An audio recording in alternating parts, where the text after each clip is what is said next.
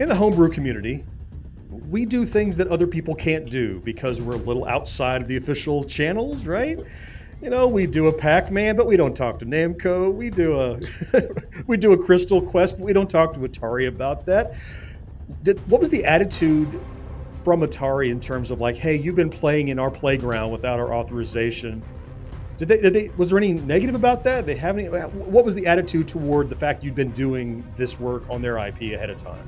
This video brought to you in part by Tommy and the Order of Cosmic Champions. This exciting and heartwarming coming-of-age Gen X novel is available now. Check the link for more info. Hey there, John here with GenXGrownUp, and I have another really cool interview for you. We have talked to some legacy Atari developers in the past, but today I have a modern Atari developer who is working his own magic and has recently had his homebrew games indoctrinated into the official pantheon of Atari releases. You might have heard of him referred to as Bob D or Pac-Man Plus.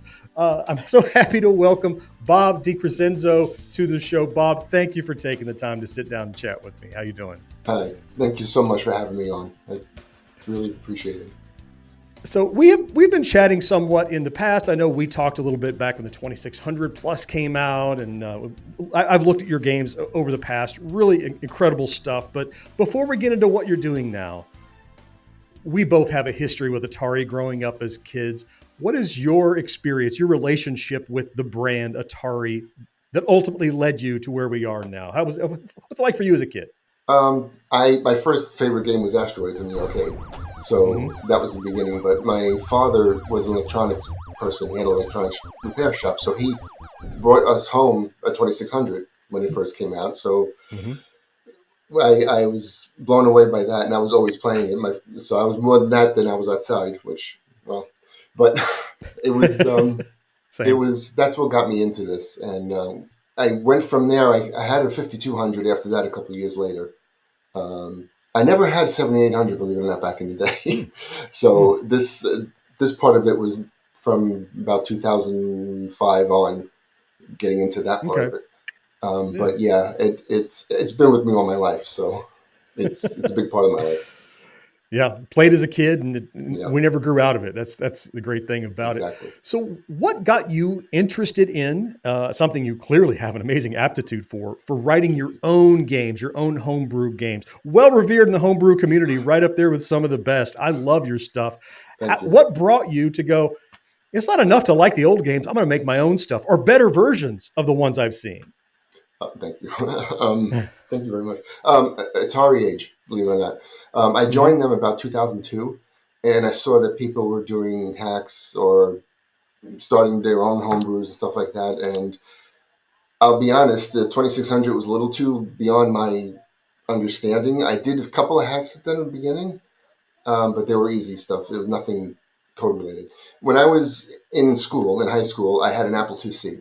Apple IIc uses the 6502 processor, so does the Atari. So I started playing with assembler on that. And then when I saw some disassembled code on Atari Age back in, like I said, 2002, 3, I said, that looks familiar.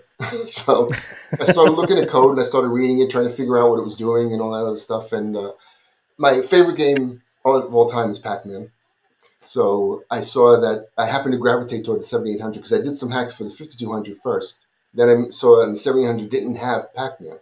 I said, that's not going to stay like that. Right, this will not stand.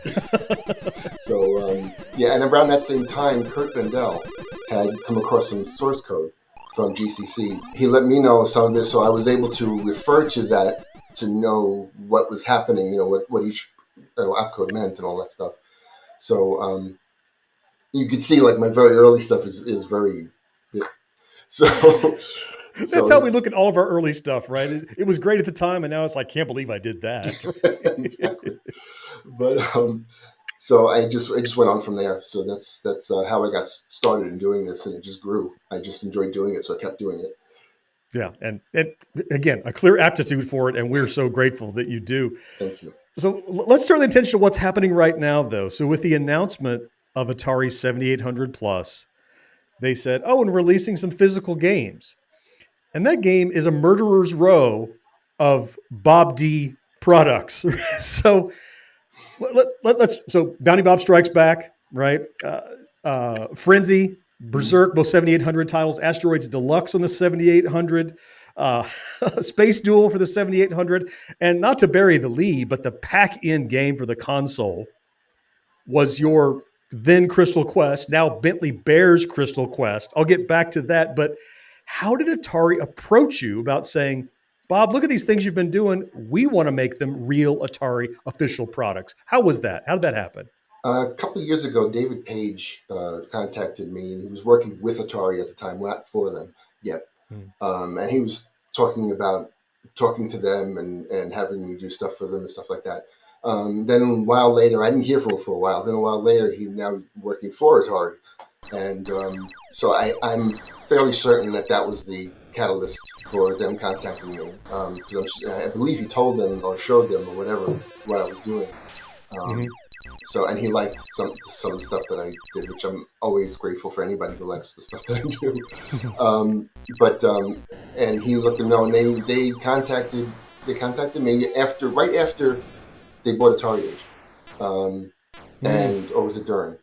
I Well, I forget. was thinking your initial contact had to be 2 years ago. That was pre-Atari Age Oh acquisition, yeah, no, right? that Oh part of yeah, it. But yeah. for them themselves, Atari themselves contacting me, it was around that time, Okay. and they liked some of the games that I had done, and a lot of especially the Atari IP ones, of course. And Mm. so they said, well, we'd like to acquire these and make them Physical Atari cartridges, official Atari cartridges official. now. Yes, that's the Right, yeah, right. I mean, your games have been on cartridge. I got a stack of them here. I mean, we have your, we've seen your games, and we've yes. had a chance to play them. But you mentioned something that really has me curious. So, in the homebrew community, we do things that other people can't do because we're a little outside of the official channels, right? We do a Pac-Man, but we don't talk to Namco. We do a we do a Crystal Quest, but we don't talk to Atari about that. What was the attitude from Atari in terms of like, hey, you've been playing in our playground without our authorization? Did they was there any negative about that? They have any what was the attitude toward the fact you'd been doing this work on their IP ahead of time? They were very kind about it. Very Mhm. completely opposite of N. but um, but yeah, they were very kind about it, and they said, they one well, I don't know if I'm allowed to say this, and forgive me if I'm not, but they had when they bought 8 of the games, the ones with the IP Atari IP in them, and they pretty Mhm. much said, you've been doing this without, but we're we're you've basically made your money off this already, so we're going to give you a little bit less than your, which was fine with me. I mean, just the fact that they wanted them was you Oh, so know let me make sure I understand that. They didn't step in and say, "All right, Bob, these are ours now because they're RIP." They actually no. said, "You did work. We want to purchase them from you so that they're ours now." Is that Yes. accurate? Yes. Okay. Yeah, and which I was very happy. This is like a dream of mine. I mean, it's I couldn't believe that they contacted me, of all people, me. But it's been really cool. They've been Oh, Bob, awesome. They are Bob, awesome about you this. can't believe it. You see the quality of the work you do. We all know. Nobody's surprised. Nobody's surprised. Did you have to Thank make you. any changes to any of the code you had previously released in Just order for copyright words. oh, just like text information, stuff like Yeah, that? Yeah. it had to change to say Okay. copyright 2024 Atari, and that's all. Just little things like that. Hmm. Okay. This brings me to my most jealous question of this interview. You wrote Crystal Quest for the 7800 some years ago.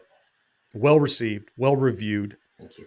Now, that homebrew game that you imagined, a sequel to Crystal Castles, but not really because you didn't have the authority. Yeah.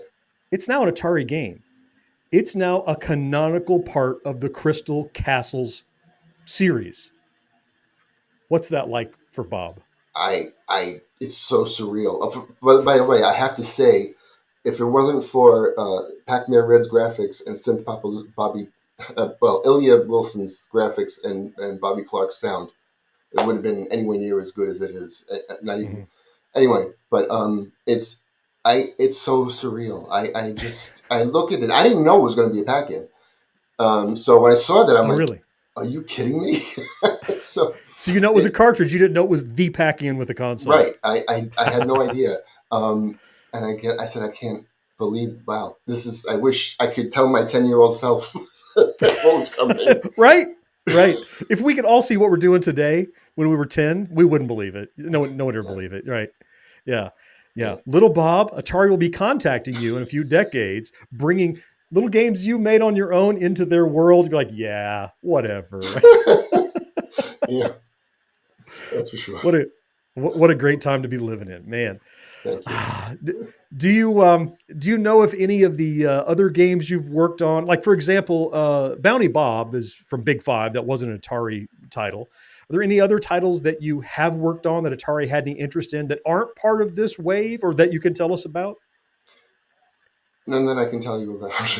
Okay, all right. Bounty Bob was actually done for this. It was, Oh, was okay yeah, specifically. that All wasn't right. out first before. Um, Okay. so yeah, I had spent good during moving and everything, a couple of months getting that ready while I was moving. Hmm. Yeah, I bought a house and I was moving and I was trying to get this done. But yeah, that was interesting. That was fun Did you base Bounty Bob on the Atari 8-bit version, or like what game did you use as a reference to make the 7800 version? too. I used the C64 and the 800 version as a reference Hmm. together. Hmm. So yeah, I took little bits from each one, but I tried to keep it as close as possible um, Hmm. to it. It was really a lot of fun to work on. It's not a game I would have done on my own, so it took me Uh-huh. out of my comfort zone a little bit. But it's that's good. It's good to come out of your comfort zone a bit.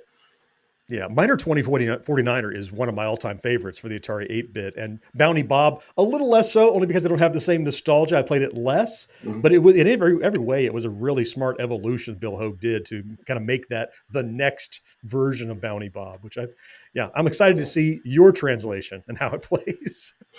thank you. So am I. No, but thank you. Thank you. Okay, well, we talked about some stuff you might have already had. What are you currently working on? Anything you can talk about, either for Atari or otherwise, to just give us a taste of what we can see coming in the future from you? Um, I got to I be careful. You have some stuff, right? I'm sure. I am working on something I can't divulge what it is, and I'm very sorry, but I can't. That's okay. That's all Um, right. What that tells us is you are working on another game for us to enjoy, right? So maybe when you can tell us the details, we'll talk again. Yeah, Sounds good to me. that would be awesome. Bob, Yes. thank you so much for taking the time to chat. This has been really great. Thank you for having me on. It's been a pleasure. I really Yeah. appreciate it.